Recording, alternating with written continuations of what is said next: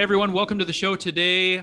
My guest is Pete Martin. He is an author, a speaker, he's a business coach, and he's a classic rock drummer. We're going to have to find out a little bit more about that. But yeah, I'm excited about the conversation we're going to have today, Pete. So welcome to the show. Thanks, Allan. I really appreciate it. I look forward to it as well. So tell me a little bit about how you got into drumming and what, if any, correlation there is between that and business, being an entrepreneur. Yeah, that's an awesome place to start because we're having a gig tomorrow night that I'm pretty psyched about. So Awesome. It's kind of the classic Blues Brothers scenario where I was with a bunch of buddies in college. We had a band together, and then about 8 years ago now, we all turned a certain age, and so as kind of a gift to ourselves, we decided to get the band back together. There you go. And we've been jamming for 8 years since then, and man, it's a total blast. It's one of these things that when we're together and playing, like the rest of the world just melts away. There's no family, there's no business. It's just making cool music and just having a good time. So that's nice. It's nice to have hobbies like that as an entrepreneur, as a business owner, as an employer, as an investor. It's nice to just kind of get away from it all.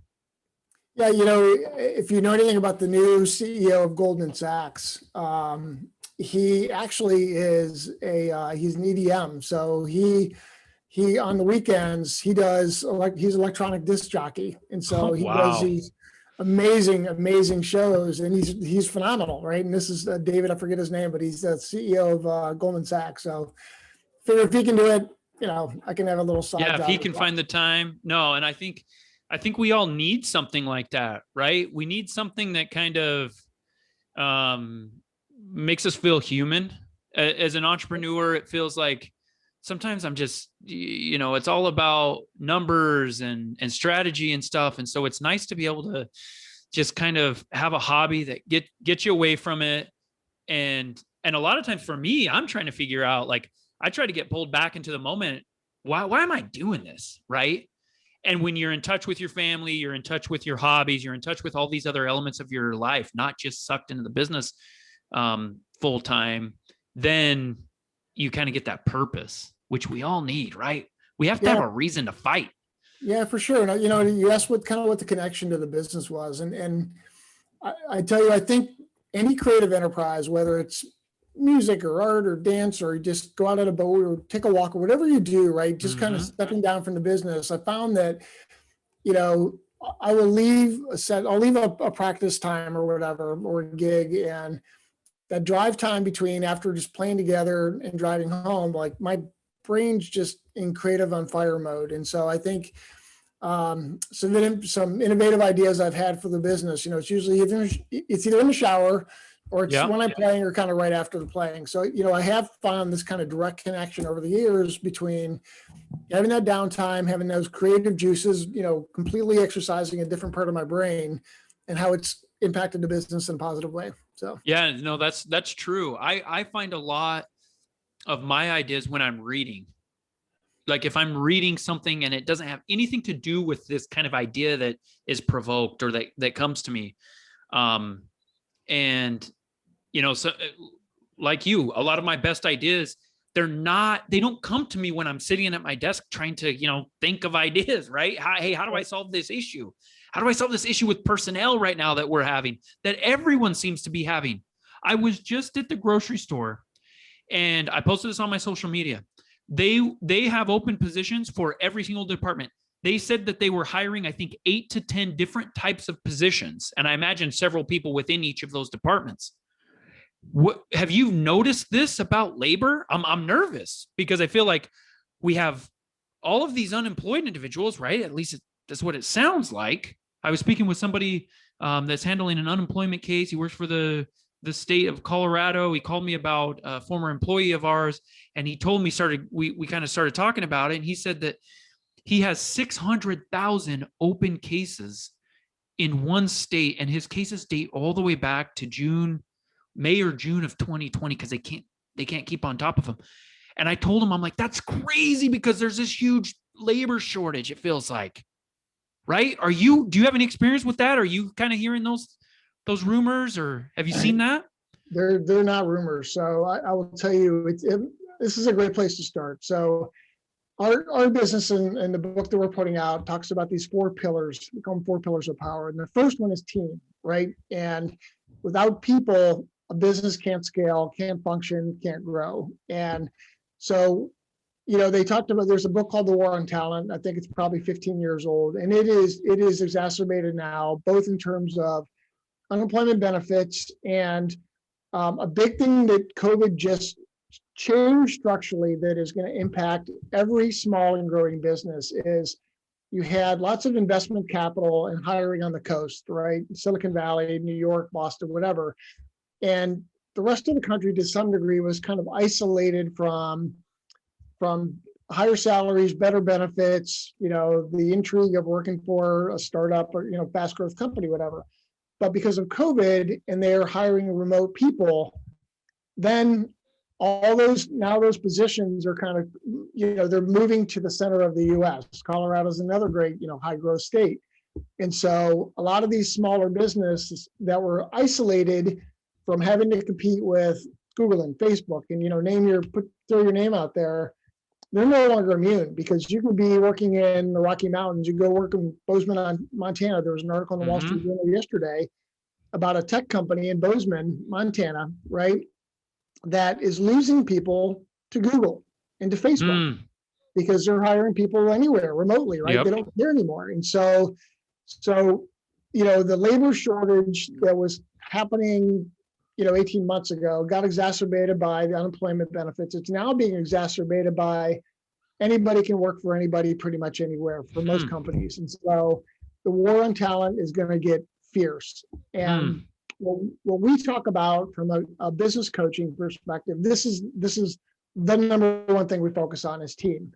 And there's 2 dimensions of it. One is team to us is a staff, not necessarily an employee, but you've got Upwork, you've got all these freelance sites around the world, right? And so we need to rethink the notion of work a little bit and think about the notion of team and what that means. Really hiring strategically for the things that we're core at doing and outsource or freelance the rest. And from the employee perspective, the big thing that we talk to entrepreneurs about is because it's so competitive now, right? And from lots of different perspectives, you have to sit back and spend some time strategically thinking about what does a dream employee look like, right? And a lot of firms and coaching firms and marketing firms talk about the dream customer and spend time building a persona and building an avatar of your customer, right?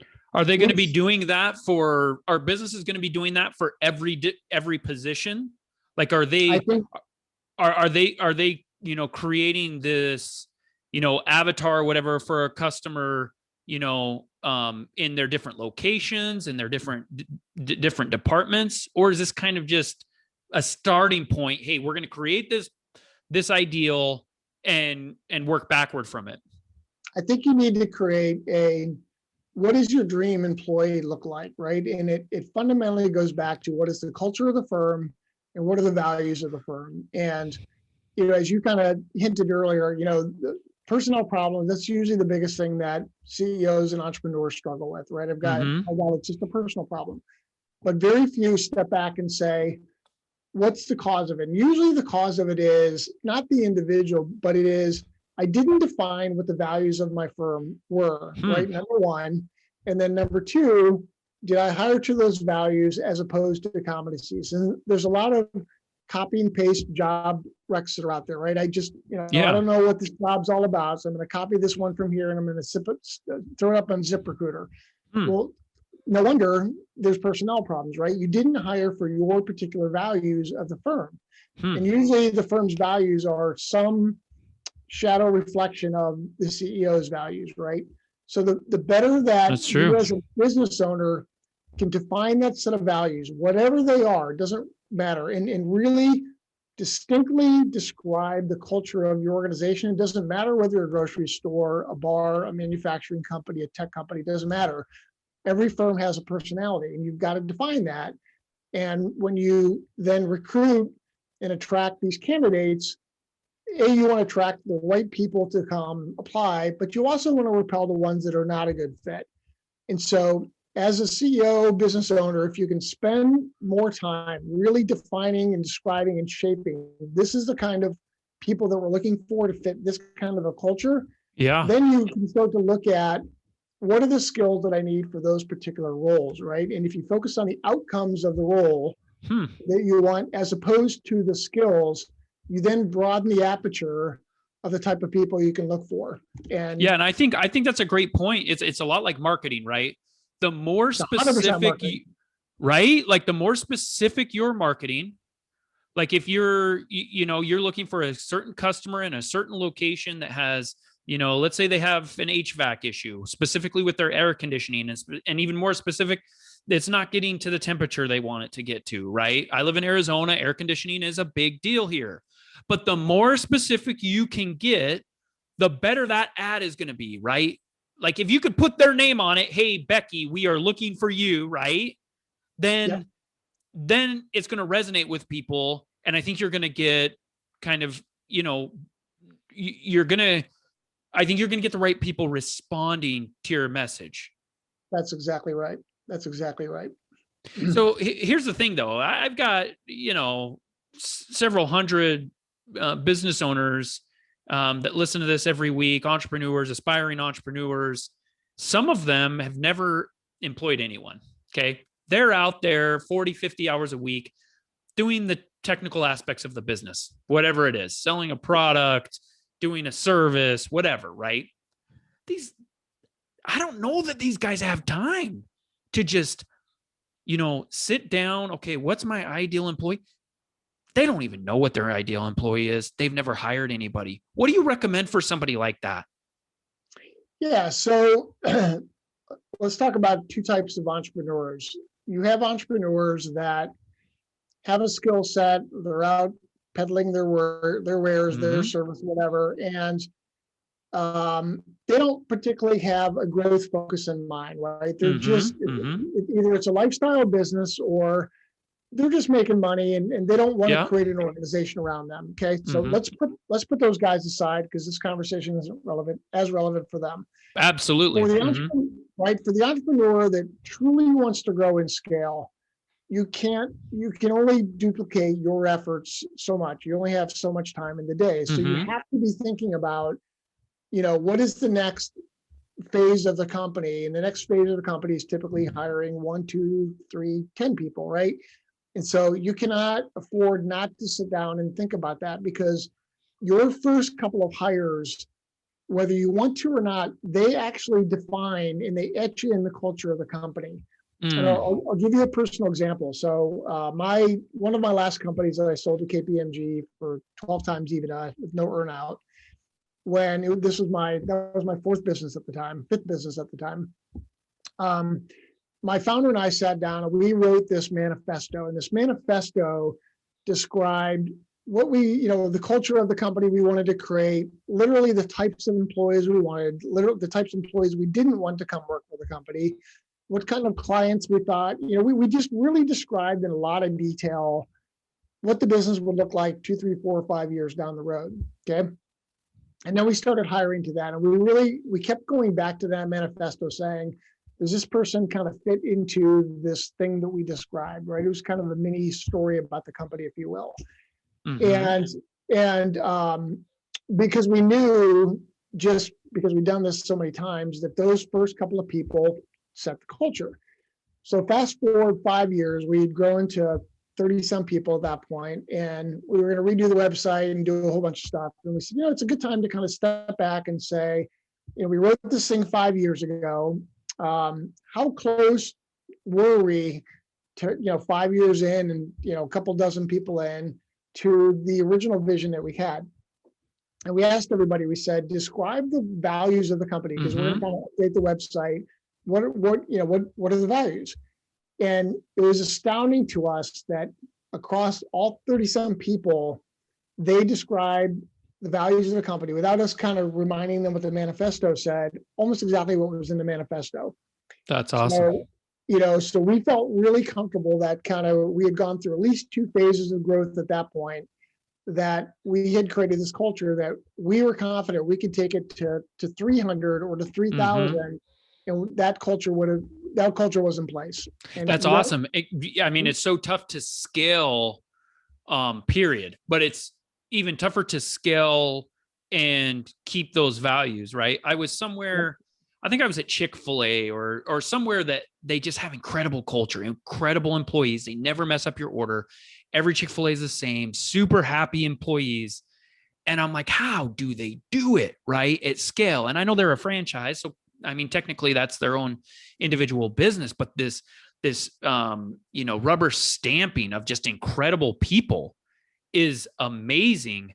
Yep. And the cool thing about core values and kind of setting a vision for the company is every step along the way, especially with who you hire, you're able to go back and it makes the decision for you. Hey, this is the work history of this person. Like, didn't seem to be a team player, didn't seem to be super honest or whatever. There's no question, right? I'm going to pull you back to this scenario with a guy or a gal hiring their first employee. Yep. Okay. With the labor market the way it is, do you still recommend that they somehow try to find this time to kind of create this ideal employee? Or would you recommend more of a shotgun approach? There's all sorts of crazy things happening in labor right now. People will take a job, they'll show up for an interview, maybe not take a job that was offered to them so that they could show their unemployment officer or whatever, right? Then there's people that will stick around for a week or two while never stopping to search for other employment. They'll get an offer a week or two in. These are fears that people that are listening to this episode right now, these are fears that they have. Yep. What can you offer them in terms of advice? What do they do? Give us some hope here, Pete. Yeah. So, you're always going to get some of those people coming through your pipeline, but if you've been in the role of hiring people, it is really time consuming, right? Literally writing the job description, getting it posted, getting the first set of interviews, like all of it takes a lot of time. And so if you're more thoughtful, instead of doing the shotgun, if you're more thoughtful about that whole part that we just, touched on a little bit, it's going to pay off in the medium and short term, just going through that process. You're going to have less people. Hopefully, if you've done it right, you're going to have more qualified people that understand the values of the company and will either self-select in or self-select out. And clearly, you're going to get some folks that are kind of running you through the ringer because they have to report back to unemployment or whatever. You can't avoid that. But I think you'll eliminate a lot of the periphery that should get rid of a lot of the noise. And for the folks that have kind of a growth mindset and are the single individual and they want to they want to grow the company, there's this concept called the owner's trap. And I think this has been touched on by some of the folks, but the owner's trap is basically, if you are the rainmaker, right, there is a direct correlation between the rate of growth and the value of the company of rainmakers versus what we call an architect. So a rainmaker is you're responsible for all the sales. And most entrepreneurs that start up, you are the salesperson, no matter what it is. You may be even writing code, you may be, manufacturing product, whatever, but you're still the primary salesperson. And where young entrepreneurs or new entrepreneurs get wrapped up is they get to a point where, and it's a little bit of ego, but they get to the point where they believe that they're the only one that can sell the company, sell the product. Oh yeah. Never, oh yeah. Right? And we Very all common. go through this. And I did this 3 times. In fact, I almost did it the 4th time, but was able to sell because I got myself kind of out of that mindset. And that's called the owner's trap. And so the more that you can really truly think about what are your strengths as an individual, forget about your weaknesses, focus on those strengths. Yep. And then figure out where your blind spots are, right? And that's what you want to go hire for. And then you think a little bit more thoughtfully around, is this something that has to be done every day by an employee, with salary and with payroll that's going to stress me out, or can I freelance it, right? And making those first few couple of strategic hires, and again, spending the thought process and the time around thinking through that, it'll pay off in spades. And that's when you see this growth kind of, you'll see these huge kind of spikes in growth, and it's typically related to you made really smart hires. Yeah. I was talking to a digital marketing expert just yesterday, right? Decades of experience in digital marketing. And I asked kind of a similar question, but in the, within the context of marketing. And he's like, look, we're talking about entrepreneurs. We're talking about people that created a business knowing that they couldn't just snap their fingers and all of a sudden money was going to fall from the sky. We're talking about people that have patience, that have grit, that, stick to things, don't give up. It applies to digital marketing. It applies to marketing. You don't snap your fingers and money falls from the sky. And I think that concept applies here too, right? We're talking to our entrepreneurs, our listeners, and we need to tell them, hey, with your personnel, you're not going to snap your fingers and these, great employees just start knocking on your door. Right. You have to spend the time. You have to establish your core values, establish the mission for your company so that when a good employee or potential employee asks you, hey, where's the company in 5 years? You have an answer, right? Because if you attract somebody that is that type of person, right, setting their skills aside for the moment, but they come in and they're like, hey, I want to know what the trajectory of the company is. I want to know what you guys are doing nonprofit. I want to know what you're doing to develop your employees. You have an answer, because if you don't have an answer, somebody else is going to get that person. That's exactly right. Yep. It's 100% on the mark. And so I think the people listening, myself included, sometimes I'm like, man, I got a seat and I need to fill it like 4 months ago. Right. But I think something a lot more detrimental than having an empty seat is having it filled by somebody that really shouldn't be there. And I've done that. I always tell people some of the greatest things I've done, some of my greatest decisions, and some of my worst decisions are both in who I decided to hire. Yep. That's absolutely correct. Whenever we had the biggest problems in all of my companies, it was because we had, for the most part, the wrong person on board almost every single time.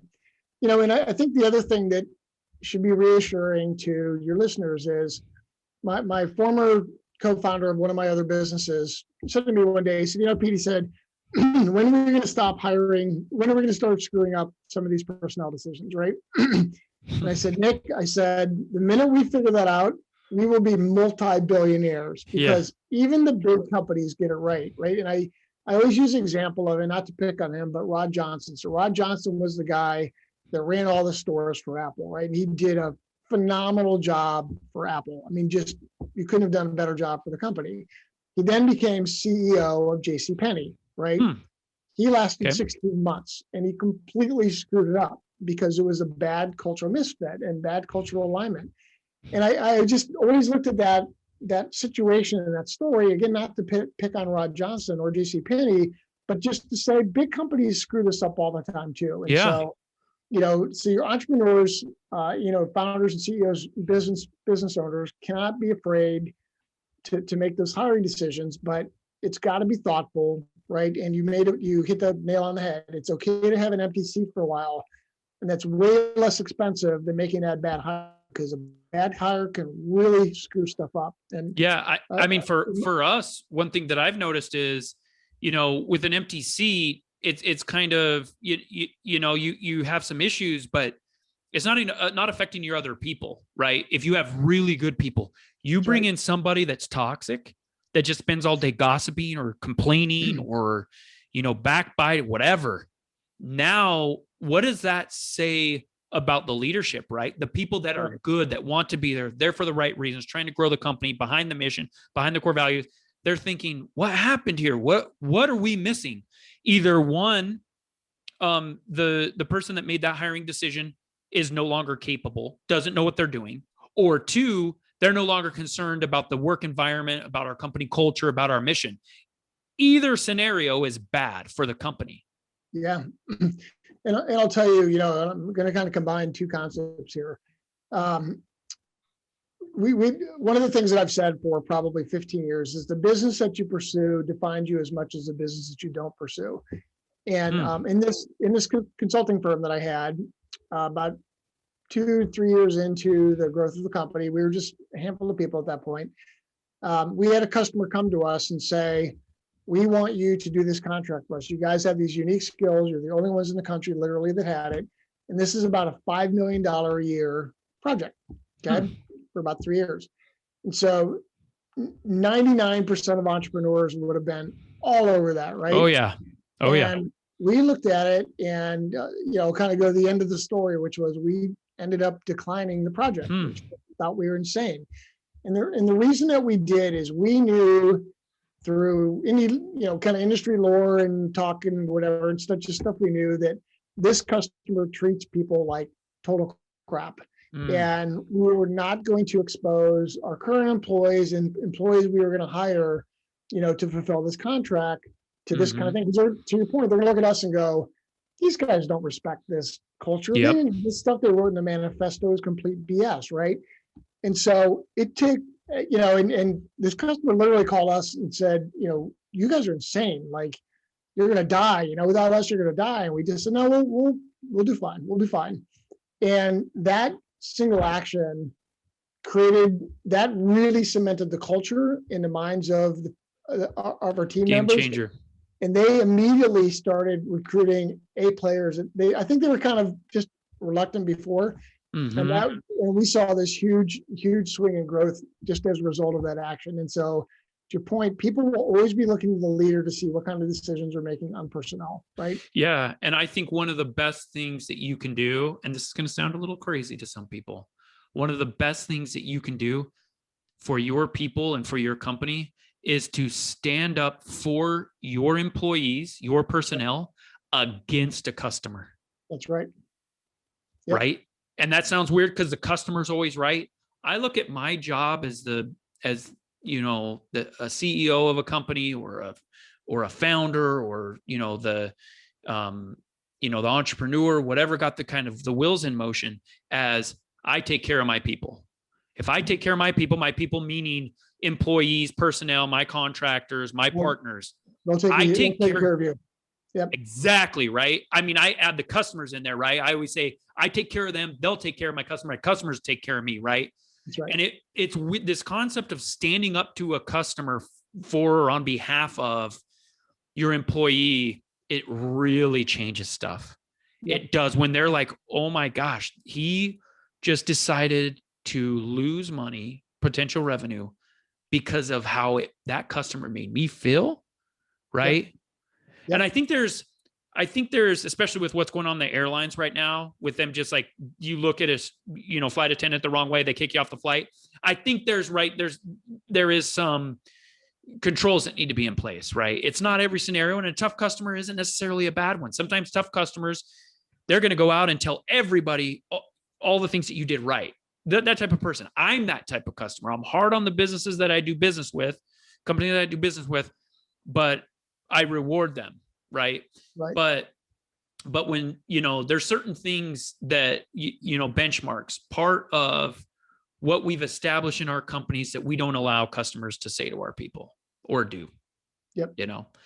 But that's one way that you can really, you get somebody, cause then you're not just getting them, because you pay them, you're getting their heart because they're like, this guy's on my side. Right.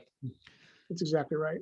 To touch on just another point you made about the empty seat, the other crazy benefit of an empty seat is sometimes you feel like you have a need in the business, right? And so you're trying to fill this role, and kind of the longer you go, you end up figuring out ways to fulfill whatever that function was. And so sometimes, and many times, that's true.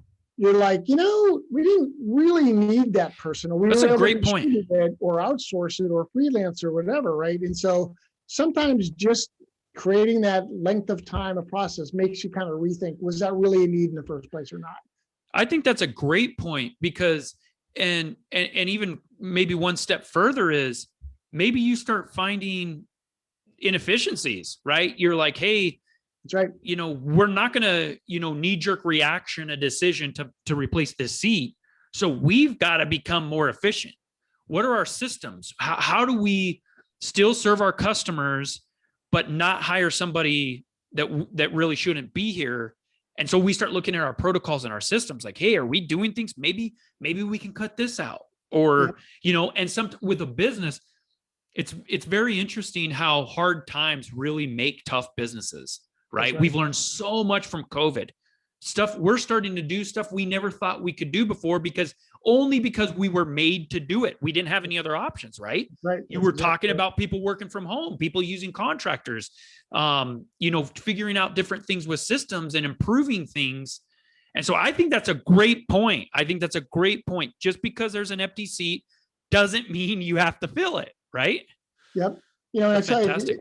If from a KPI perspective, if an entrepreneur is starting to measure sales or profit by employee, it starts to drive that thought process, right? You're like, before we hire this next person, does it negatively impact that metric? And if it does, again, let's kind of think about, is there another way to distribute the work, eliminate the work, or whatever it is, right? And if you have this core, high performing, just loyal, solid, grit-filled team, you're unstoppable as an organization, and you'll figure it out no matter what market, how the market kind of throws stuff at you.